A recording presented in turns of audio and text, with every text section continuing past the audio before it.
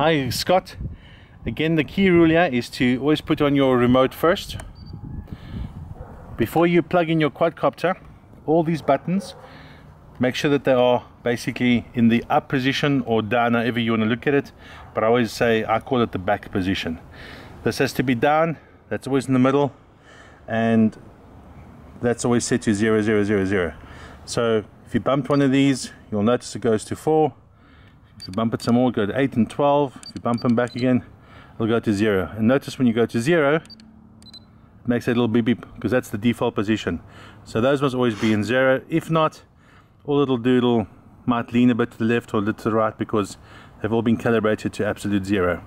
Okay, the important part here at the moment is all switches are set to down position, and then we're going to plug the quad in. I'm not going to explain to you now about how we're plugging it and how many batteries we're using. That'll come in another video. But for now, this is about making your Hexa ready for flight. So number one, put on the remote and plug in your power supply, and you're going to notice it's going to make a few noises, and this light over here is going to start flashing, and I'm going to explain that next.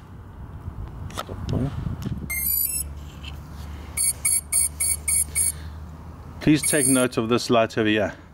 It's flashing in yellow fast, and it'll do that for about a minute to maybe 2 minutes, all depending. What it's trying to do at the moment, it's trying to pick up the satellites, and depending on your satellite coverage, the cloudiness or the overcastness of the day will depend on whether you get satellite coverage or not. Flying this thing is not dependent on satellite coverage. The only time you need satellite coverage is for 2 reasons. First reason, when it loses signal or somebody puts this off before they should. I know somebody like that. What it'll do, if it's got satellite coverage, this will then raise itself up to 20 meters, fly back and land like you saw in the demo video. If you don't have satellite coverage, it's not going to be able to do that, but you can still fly it in what we call attitude mode. But for now, let's concentrate on this little light, and when it stops flashing, alright, it's now flashing green with a few red bleeps. That means it doesn't have full satellite coverage, but we can still fly it. And you'll notice that the red bleeps are now bleeping, or flashing at least, less, and it's now actually gone away, which now means in this moment that we've been chatting, it's actually got full satellite coverage.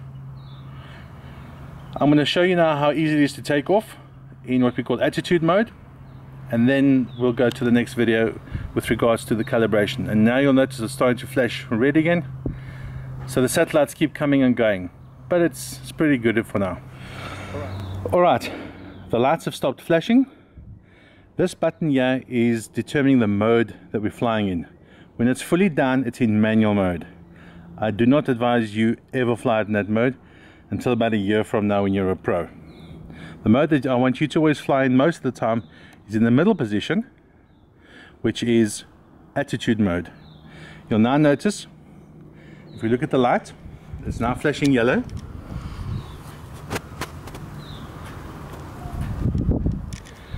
Let's keep it there. Can you see the remote? Okay. If I put it down to manual, it's going to flash red and a bit of yellow, or maybe nothing at all. If I take it to the middle, it'll have a combination of yellow and red. Yellow and red means it's in attitude mode, doesn't have full satellites, and if there's no red at all, it means that there are satellites. If you want to always check to see if you've got satellites, I put it into what we call satellite mode or GPS mode. It'll flash green. If it's got some red in it, it means not all the satellites are there, some of them are. Don't fly in that mode yet. We're going to go to the middle mode. What we're going to do now is we're going to take off. I'll show you how easy it is for this one. Obviously take a few steps backwards always, give yourself a bit of space. Now this one, compared to the baby one that you got, when I put it on, in your first, let's call it 0 to 50 position, 50% mark, you'll notice that the motors don't react any differently. Once you go to about there, which is at about, let's say 55%, you'll notice the motors suddenly get a lot more power and they'll take off. What's nice about this new software is that you don't have to compensate for it going left or right or up and down like you do with the baby quad. So let me demonstrate that to you. Okay, all buttons are always in the back position before takeoff. Make sure this one is in the middle position or the second position. 1, 2, 3, so in the middle. And then what we're going to do is we're going to arm the motors. If I don't do anything, it's going to shut itself off again. What I normally do is arm the motors and push it up to about 10%. You'll see no more power is going to the motors. In fact, if I go all the way to 30, 40, even close to 50, the motors, as you can see, are not doing anything differently. The minute I pop above that, it's going to take off by itself and raise it to about 6 foot. The more you go above 50% will determine how high it goes, but you can pretty much manage that as soon as it takes off. Let's watch. Going to pop up to about 55%.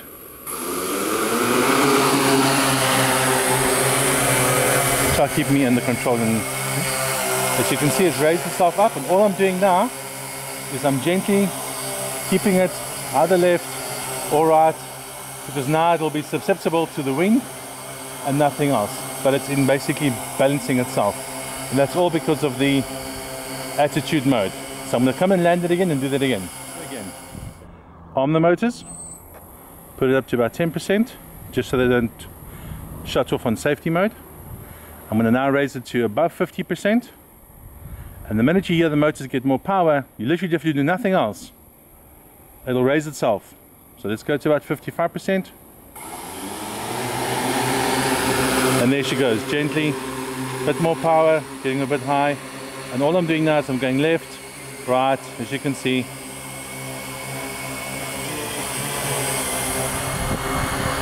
Right, we're going to land and we're going to disarm the motors. If I at this point, and I'm not going to do it because I'm in my garden, there's not a lot of space, but it will work like I showed you in the demo. If you should turn this off for some unknown reason, I've actually heard of people turning this button off. Can you believe that? Anyway, should you turn this off before that thing lands, it will do the whole safety thing. Go up 20 meters, find this position of when you switch it on with the GPS coordinates was, and land by itself, thankfully. But if you do it the way you're supposed to when you listen to the teaching video, then you're going to land your Hexa. And there we have a voltage buzzer going off, by the way. I'll explain it to you just now. I want to just let it go off again.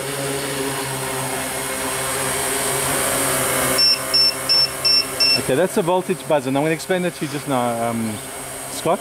But for now, let's just land it. Just down on the throttle.